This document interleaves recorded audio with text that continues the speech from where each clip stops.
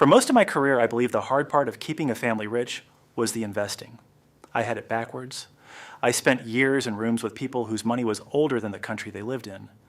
Estate meetings, trust reviews. And the longer I sat there, the more one fact refused to fit the story the industry had trained me to tell clients. The families that held their wealth the longest were not the best investors. Some were mediocre. A handful were genuinely bad. They owned slow, dull assets that a sharp fund manager would laugh at over lunch. And they stayed rich for 200 years while the sharp fund managers watched their own grandchildren go broke. That took me a long time to accept because it contradicts almost everything sold under the word wealth. Here's what nobody put in front of me when I started. Run the math on compounding and returns stop looking like the problem at all. Money that earns a boring 4% a year above inflation doubles about every 18 years. Across 300 years, that is more than 16 doublings. A single million, growing at that unremarkable rate, becomes more than 60 billion in today's money, without one clever trade and without anyone in the family ever reading a stock chart. The arithmetic of patience is almost violent in how much it gives you. So the real question was never how families get rich. It was why nearly all of them fail to stay rich when the math is begging them to. The answer is leaks. The number that broke my old thinking came from the Williams Group, a wealth consultancy run by Roy Williams and Vic Pricer. They followed more than 3,000 families for 2 decades. 70% lost the family money by the second generation. 90% lost it by the third. The Family Business Institute measured the same collapse inside companies, where roughly 30% of family firms reach the second generation and only 3% reach the fourth. Americans call it shirt sleeves to shirt sleeves in 3 generations. The Chinese say, wealth never survives 3. Different language, same grave. What kills it is not the stock market. The Williams research found that only about 15% of these failures trace back to bad legal or tax planning. 60% came from something far more ordinary, a breakdown of trust and communication inside the family itself. The money did not vanish in a crash. It drained out through divorce, through lawsuits between cousins, through heirs who spent what they had never learned to value, and through the simple act of dividing one pile among too many hands. So watch what the families who beat the odds actually do. None of it is secret. Almost all of it is boring. That is exactly why it works and exactly why it never made it into a sales brochure. The first thing they do is refuse to divide the pile. When Meyer Amschel Rothschild died in Frankfurt in 1812, his will did the one thing most parents cannot bring themselves to do. It kept his children from splitting the money. His daughters and their husbands were locked out of the bank entirely. The capital was not paid out as cash. It stayed inside the firm as shares that no single heir was allowed to sell. His sons ran branches in 5 cities across Europe, but the fortune stayed one fortune, governed by one set of rules, and its true size was kept secret even from the men they lent to. The historian Niall Ferguson, who was given access to the family's own archive, documents how rigidly that arrangement held across generations. Now picture the ordinary version of death. A man with 4 children dies. The estate splits 4 ways.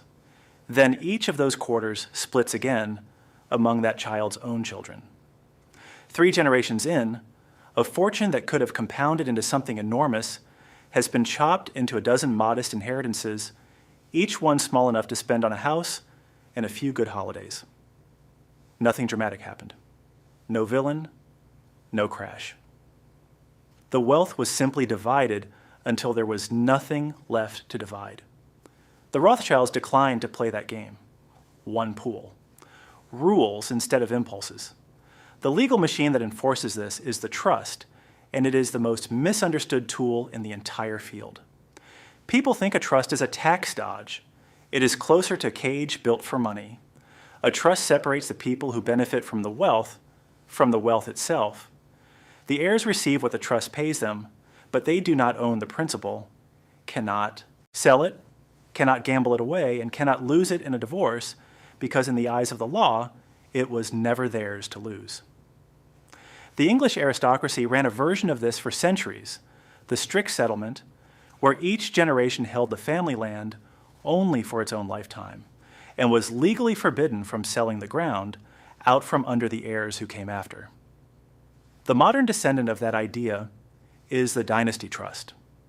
Most American states once enforced a rule that forced trusts to dissolve after about 100 years. States like South Dakota and Nevada threw that rule out. A trust written under their law can run forever.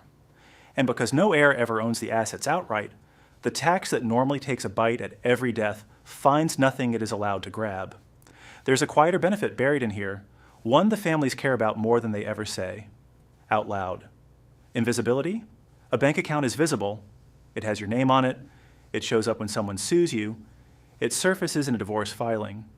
It sits on a statement a creditor can subpoena. Assets held properly inside these structures do not announce themselves the same way. Old money does not advertise. The same instinct that kept the Rothschilds quiet about the size of their fortune runs through every long-lived family I ever worked with. Visibility invites claims, and claims cost money and decades of court time. The structure that keeps capital out of public view is, all else equal, stronger than the one that puts it on a screen for anyone to see. But here is where my old assumptions really came apart.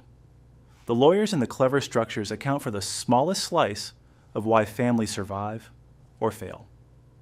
Remember the Williams numbers. 15% structural, 60% human. The families that last are not the ones with the best documents. They are the ones who treat the family itself as an institution that has to be run. So they run it. The richest of them built what is now called a family office, an idea John D. Rockefeller put into practice in 1882 when he set up a private organization whose only job was to manage the family's money as if it were a serious business with employees and a strategy, rather than a checkbook the relatives took turns reaching into.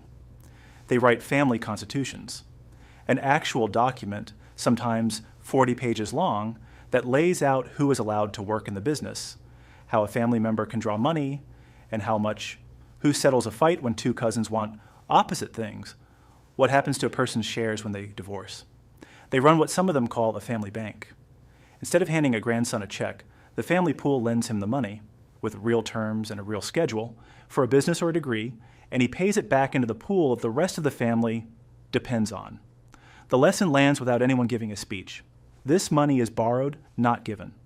You return it in better shape than you found it, because your sister's children are counting on the same, well. And then there is the problem none of the paperwork can solve on its own. The heirs themselves. Andrew Carnegie said it plainly more than a century ago. He believed a large inheritance deadened the talents of the person who received it, that the son who knew a fortune was coming stopped becoming anyone worth the fortune. The Williams study put a number on his hunch. A quarter of all the families who lost their wealth lost it to heirs who were simply not prepared to hold it.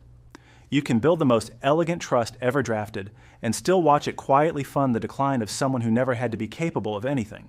The most ruthless answer to that problem comes out of Japan, and the first time I understood it, it rearranged how I thought about the whole subject.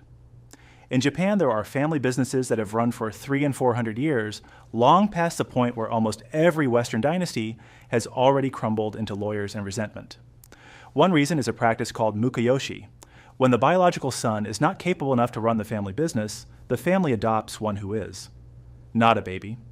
A grown man, often in his 20s or 30s, frequently a star employee, or the husband of a daughter. He takes the family name and becomes the legal heir, placed ahead of the blood sons. Japan has one of the highest adoption rates on earth, and the overwhelming majority of the people adopted are adult men, not children. The car maker Suzuki has been led by 4 adopted heirs in a row. This is not sentiment. It is cold strategy, and the data backs it hard. Vikas Mehrotra and Randall Mork studied Japanese family firms in the Journal of Financial Economics and found that companies run by adopted heirs outperform companies run by blood heirs and roughly match the ones still run by their founders. The mechanism underneath it is almost merciless. A son who knows he will inherit no matter how he behaves has no reason to sharpen himself into anything. A son who knows a more capable outsider could be adopted over him, that his birthright could be handed to a better man, has every reason in the world to become that man first. The threat alone lifts the blood heirs. Competence is allowed to beat bloodline, and the families that can swallow that hard fact outlive the families too proud to. So here's what I had backwards for half of my working life. The investing was never the hard part. A brilliant trade dies with the person who made it.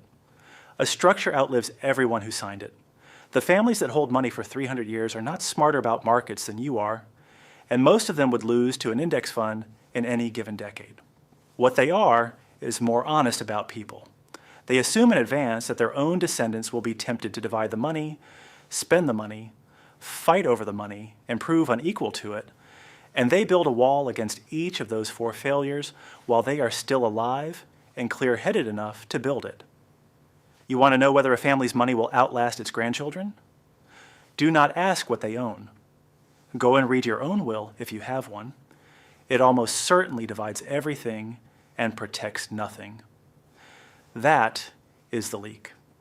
The families that last found it and sealed it long before they were gone.